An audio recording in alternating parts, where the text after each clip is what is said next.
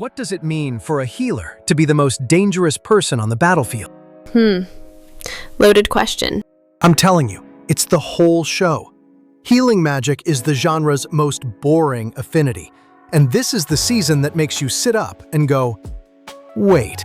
Show us, in its own voice. お前あそこでグランドグリズリーを狩るまで帰ってくるな。は？待って。グランドグリズリーって100年生きたブルーグリズリーがなるクマの守。 Right, so the mentor throws a teenager off a cliff with a grand grisly homework assignment. And that's the show. Okay, Alex, so the setup. The Wrong Way to Use Healing Magic Season 1. First of at least 2 seasons, Season 2 was announced before the finale even aired. Pitch it, don't recap it. Okay, so here's the trap the show is asking you to fall for. The kingdom summons 3 heroes. Only 2 of them are the ones it asked for, and the show wants you to underestimate the third one exactly as long as it takes for the captain to walk in and recognize him. And the loud read on this is, yet another isekai about the underestimated nobody. Yeah, that's the trap. So what's the move? Because I would push back on the framing if the show is just doing healer as secret strongest with a mean teacher. The move is, healing magic gets reframed as a battlefield discipline, not a passive support kit, a discipline, a job description. Like firefighter, but the kingdom builds you a doctrine around it. Hold on, doctrine? Doctrine. The captain, Rose, has a rule. She has a method. She has a reason. The whole season is the show earning the right to that word. Okay, provisional yes. We circle back to whether the show actually earns the word. Setup then. Episode 1. 3 students walking home in the rain. Inukami and Kazuki are the popular ones. Usato is the kid who watches. Audience surrogate, the genre's most reliable on-ramp. Right, and then this happens, Alex. Watch what the show does the second the bells ring. 何の音ですかね。どうしたの？うさと、今何か聞こえなかったか。鐘の音みたいな。 Clean. No exposition, no clipboard magic circle scene, just bells. Then they land in Linger. Inukami's crystal ball flashes thunder. Kazuki's flashes light. Both of them get the prestige affinities, and Usato gets emerald. And the room panics. Because emerald means healer, and the captain of the rescue team is going to come collect him. Rose. Atsuko Tanaka, by the way. One of her final roles before she passed. Yeah, that hangs over every scene she's in. And she walks into the throne room and just takes him.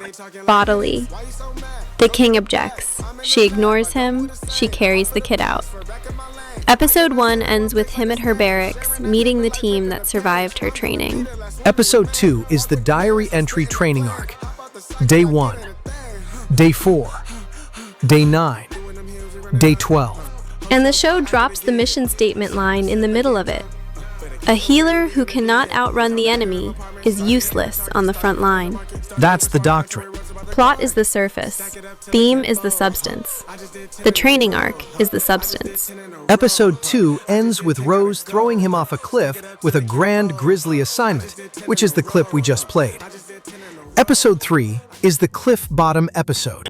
And the show pulls a small, sharp move in there. Say more. Usato is supposed to kill the Grand Grizzly. He gets to the den, and the parents have already been slaughtered by a giant white serpent. Killed for sport.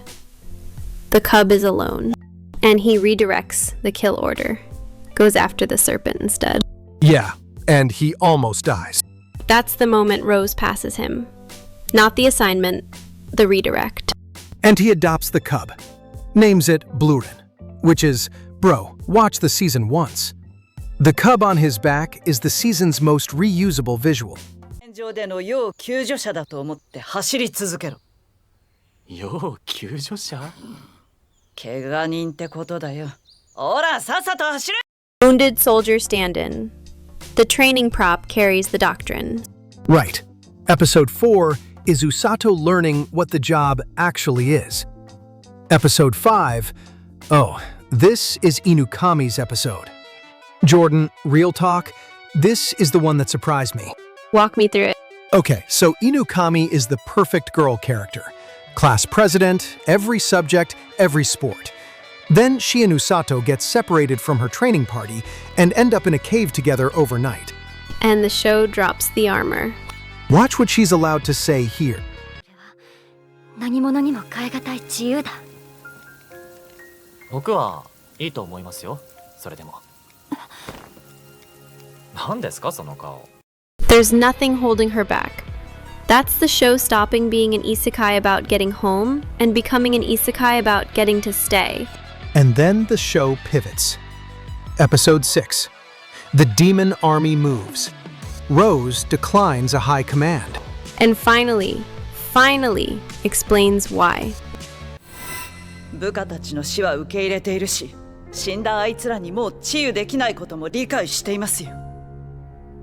この右目に刻みつけられた傷が。The scar is the load-bearing object of the season. And here's the mechanical move the show makes alongside it, Alex. Go on. Healing magic is the one tool the show puts in the room that does not look like an attack. That's the mechanical thesis. Everything else is the world stress testing it. Say that again, slower. A healer's magic is the one tool that does not read as aggression, and the show is going to spend a long time proving that matters. And around episode 6, the show plants something else, Jordan. A fox beastkin named Amako stops Usato in the street and shows him a vision of his two friends dying in battle. And the season pivots, not from training to war, but from one healer learning his job to one person trying to keep two specific people alive. Yeah, and the show spends 2 whole episodes, 8 and 9, backing up to explain it. I want to push on this for a second. A 2-episode flashback in a 13-episode season is structurally aggressive. The MyAnimeList scores actually dipped on those 2 episodes. They're the lowest rated of the run. Some of the audience read the tonal shift as a derail. I think it's the spine. Same. Without those 2 episodes, the climax has nothing to stand on. The mentor is the spine. Everything else rests on her. Episode 7 is The Night Before the War. And there's a small scene I want to flag for you. Kazuki shows up at Usato's door in the middle of the night and admits, point blank, that he is afraid of going to war, that his legs froze the first time he saw a monster swarm. And the show lets him be afraid. That's such a generous move for the supposed hero character. It's the show refusing to treat composure as a virtue. And then Rose hands Usato his uniform and tells him the worst thing he can do on the battlefield is forget the value of his own life. That's the doctrine restated in war terms. Now the climax has its rule. Alex, this is where we stop, right? This is where we stop. The war happens. The heroes the kingdom invested in hit a magic they cannot solve. You watch it. But we can talk about the texture, right? Without saying who wins? The texture is the climax is small. The stakes are one apprentice and the 2 friends he is the only person on the field actually built to keep alive. Watch the eve of battle camp the morning the war starts. The show gives you one last small moment. お、ウサト君、ローズさんとお揃いの服か。犬神先輩、どうしたんです？こんな朝早くに。まあ、あれだ。The craft is unusually disciplined. The show solves the climactic magic problem with 1 sentence of explanation and trusts the audience to track the rule. And the catharsis is rendered as a soft green burst, not a power-up cut. The weight is carried by the mentor finally seeing the version of her apprentice she has been describing for years. And the show earns the line she gets to say at the very end, which we are not telling you. Jordan, verdict. Watch it. I had real reservations the first 3 episodes. The brutal mentor stuff is the kind of bit that usually breaks on me. It didn't break. Why didn't it break? Because the show is doing the work of explaining the cruelty. Most isekai don't. The cruelty here has a biography. My take is sharper. I think this show should be the template for how to do a training arc that respects the audience. The doctrine is named. The training is legible. The cost is shown. Big call. And to answer the question you opened with, Jordan, a healer is the most dangerous person on the battlefield when their magic is the one tool that does not look like an attack. That's the show. And it's a 13-episode opening cour of an ongoing run. So if you finish season 1 and want more, season 2 is announced. No date yet. Take care of each other. Eat something. Drink water. Watch the show.